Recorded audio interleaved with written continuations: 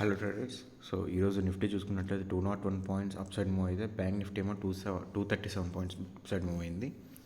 And ఈరోజు మెయిన్గా చెప్పుకోవాల్సింది ఏంటంటే మనకి నిఫ్టీలో ప్రజెంట్ స్టార్టింగ్లోనే మనకి మంచి మూమెంట్ అయితే వచ్చింది. అండ్ అలాగే 22,850 నుంచి చూడండి మనకి ఇది ఈరోజు కదా. సో ఈరోజు 15 మినిట్స్ క్యాండిల్ చూసుకున్నట్లయితే 22,900 మీదకి వెళ్ళి అక్కడ నుంచి రెసిస్టెన్స్ అయితే ఫేస్ చేస్తుంది. ఒకేసారి కిందకి మూవ్ అయిందనమాట. సో కిందకి మూవ్ అయ్యి అక్కడ నుంచి అలా పైకి కిందకి మూవ్ అయ్యి ఫైనల్గా 22,849 దగ్గర అయితే ఎండ్ అయింది మార్కెట్. సో ఈరోజు చూసుకున్నట్లయితే ఫస్ట్ నుంచి కూడా వోల్టైల్ సెషన్ అయితే చూసాం ఈరోజు. సో కంప్లీట్ వోల్టైల్ సెషన్ మనకి మేజర్గా అయితే మాత్రం 11 o'clock తర్వాత ఫాల్, ఎందుకంటే అది 22,900 అబోవ్ వెళ్ళి అక్కడ నుంచి ఒక ఫాల్ అయితే చూసాము. అందరూ అంటే ఈ గ్రీన్ క్యాండిల్స్ ఏవైతే పడుతున్నాయో, గ్రీన్ క్యాండిల్స్ పడిన తర్వాత ఓకే 10 o'clock తర్వాత బిఫోర్ 10 o'clock అనమాట 9:50 నుంచి మనకి గ్రీన్ క్యాండిల్స్ పడ్డాయి. సో 22,700 నుంచి ఆల్మోస్ట్ 200 పాయింట్స్ మనకు అప్ సైడ్ మూవ్ అయితే వచ్చింది.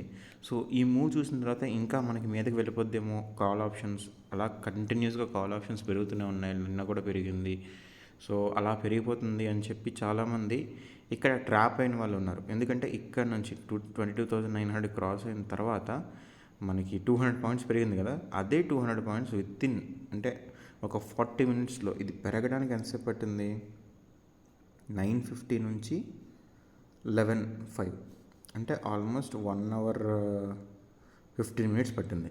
ఈ 1 hour 15 minutes పెరిగింది ఒకేసారి. అంటే చూడండి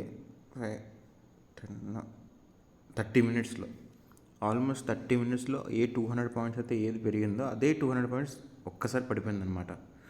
సో ఈరోజు అయితే volatile session, complete volatile session అయితే చూసాం మనకి రిజల్ట్స్ ఎఫెక్ట్ ఇంకా అంటే ఆ మత్తులో నుంచి ఇంకా మార్కెట్ బయటికి రాలేదు. సో ఈరోజు అదే మత్తులో అయితే కంటిన్యూ అయింది. మెయిన్గా చెప్పుకోవాల్సింది ఈరోజు మేజర్గా చెప్పుకోవాల్సినవి అయితే స్టాక్స్ అన్నీ కూడా బాగానే మూవ్ అయ్యాయి. మేజర్గా మనకి చెప్పుకోవాల్సిన పాయింట్స్ అంటూ ఏం లేవు. బ్యాంకింగ్ స్టాక్స్ మనకి మంచిగానే మూవ్ అవుతున్నాయి. సో ఆల్రెడీ మూమెంట్ అయితే ఆల్రెడీ వచ్చింది. సో ఇక్కడ నుంచి మనకి మూమెంట్ అనేది ఓటింగ్ సెరమనీ బట్టి డిసైడ్ అవుతుంది.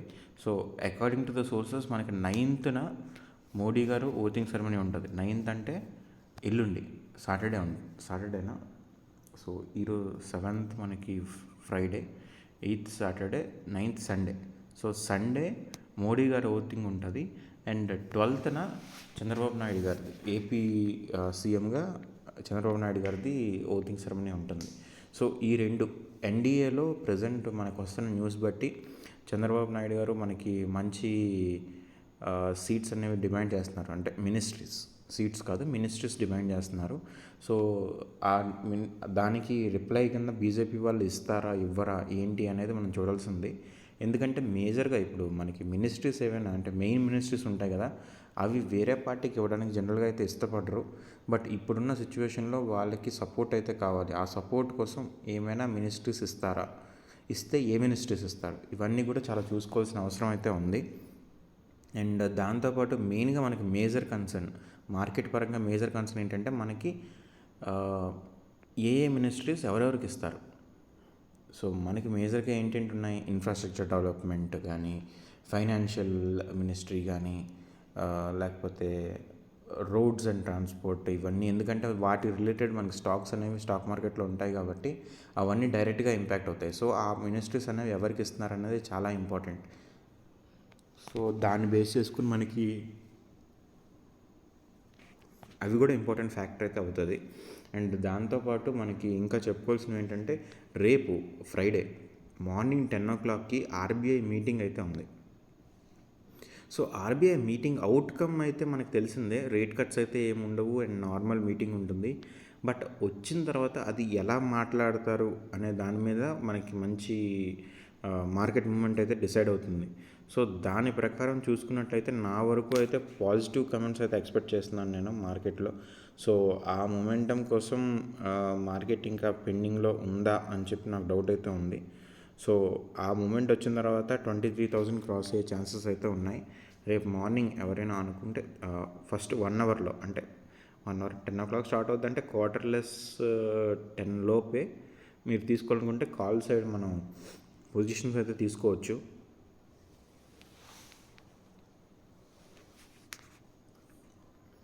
సో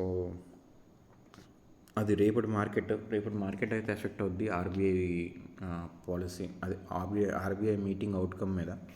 సో వాళ్ళు ఎలా మాట్లాడుతున్నారు, ఏం చెప్తున్నారు అనే దాని మీద అయితే మనకి చాలా వరకు మార్కెట్ మూమెంటం రేపంతా ఉంటుంది.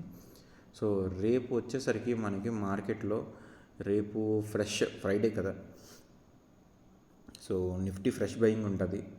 ఫ్రెష్ బయింగ్లో నెక్స్ట్ మనకి అదే కంటిన్యూ చేసుకొని మనకి ఓటింగ్ సెరమనీకి కానీ వీటన్నిటికీ కూడా అదే కంటిన్యూ అవుద్ది కాబట్టి ఖచ్చితంగా మనకి మంచి ఆపర్చునిటీస్ అయితే దొరికే ఛాన్సెస్ ఉన్నాయి.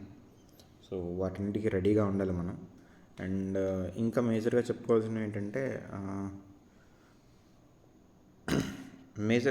మేజర్ థింగ్ అనేం కాదు, ఒక అవుట్ ఆఫ్ స్టాక్ మార్కెట్ బయట ఒక న్యూస్ ఉంది ఇప్పుడే.